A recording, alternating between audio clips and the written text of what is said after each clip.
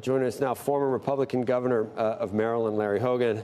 Sometimes I defer to my son on this. He tells me that South Carolina is a solid plus 10R, and she may have been the governor there, but it's just hardcore Trump country, and it's not going to happen for her there, I don't think. Well, I think she's definitely behind in South Carolina. Trump's very strong there, but she's got basically a little more than 30 days to make up those points, and I think she got a little bit of a boost last night. I realized she didn't win, but there were Trump people were talking about, I heard Eric Trump saying it was going to be like Iowa. They were going to blow her out 20, 30 points. But it looked like 7 or 8 and turned into 12.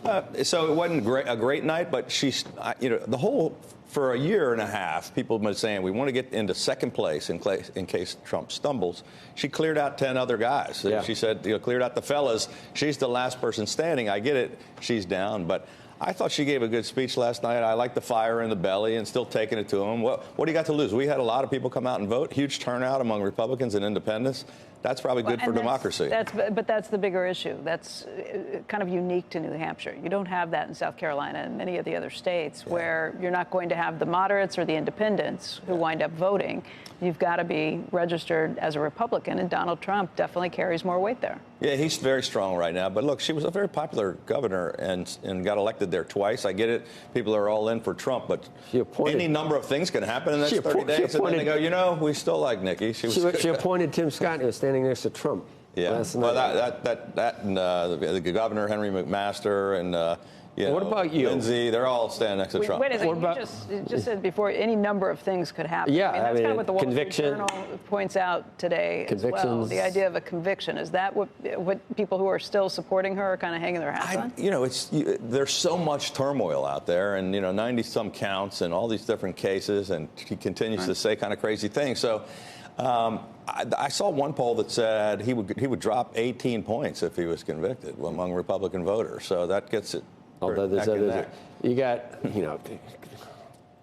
Georgia, I don't know. She's got more problems down there than almost Trump had. We'll see what happens. And Alvin Bragg, that almost emboldened people to back. The Washington case, they say, is the one that could be significant. And there's, who said that, Jake? I don't know. There's not a single Republican that even lives in D.C., supposedly. Well, there's one or two, I think. Yeah. Look, it sounds like you're giving up, but I'm the eternal optimist, and I like the fight. I like to see the competition. I mean, I wouldn't bet all the money on it, but... I don't need to give up. If they're, like... You ask at the very beginning of this most of the time, will you support the nominee? If they ask all the other Republicans. So... that if it's a binary choice, that's an easy choice for a lot of Republicans, not for you. It's very likely not to be. You would never vote for Trump no matter what. No, I can't support Trump. I wouldn't vote for Biden either, but I think there's a very high likelihood that there's going to be another choice. And like who? Why do you think that? Because no labels, there's got about a 95% chance of getting access to the ballot in all 50 states, and I don't know who that ticket might be, but they're talking about a unity ticket or Manchin or between with the Republican and Democrat running together to put the country first. I don't know who that's going to be, but I think, latest polls. There's going to have to be an enormous amount of, all of a sudden, donors are going to have to come out of the woodwork like crazy. Well, that's a good question. The amount of money. Hey, that's why we're here. Okay. But there are a lot of donors that don't want that binary choice. And, 40-some% nationally. It looks like New Hampshire, 40% in the whole country are independent, far more than there are Republican and Democrat. And among the Democrats, half of them don't want Biden, half the Republicans don't want Trump. There's a lot of frustration out there, and we just don't know what's going to happen between now and November. You need not only donors, you need to get on the ballots on these states. Yeah, it's a struggle because Democrats are suing them and trying to, stop, the basic tenet of democracy that citizens can petition to get on the ballot so they can have choice.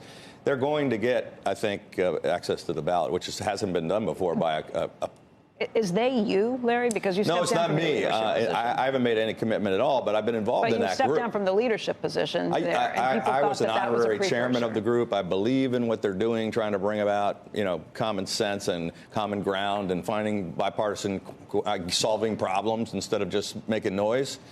It's the angriest, loudest voices get too much attention. But no, I'm not sure.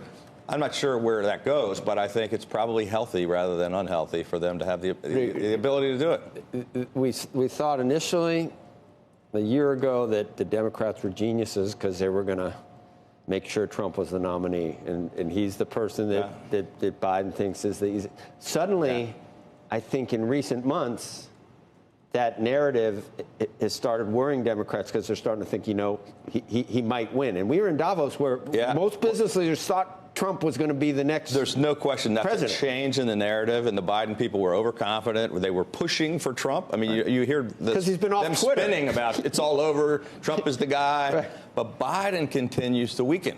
Biden is the least popular president in American history. He's down in the 30s. Kamala Harris is in the 20s.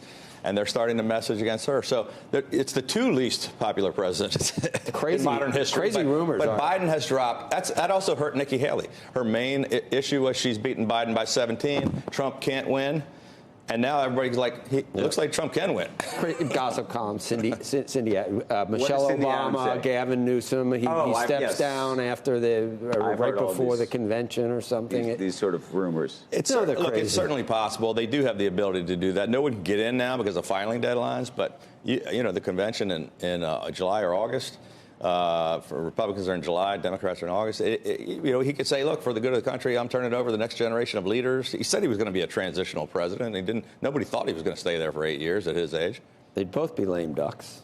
Yeah. The choices that we have. They are both lame ducks. They can only do 4 years. So right away, we're not going to, whatever happens, we're not going to have to put up with it for that long. Is there a... Well, but a lot can happen in 4 years. I agree. We've seen what's happened in the last two. Is there a vice president that Donald Trump could pick where you'd say, I'll support that ticket?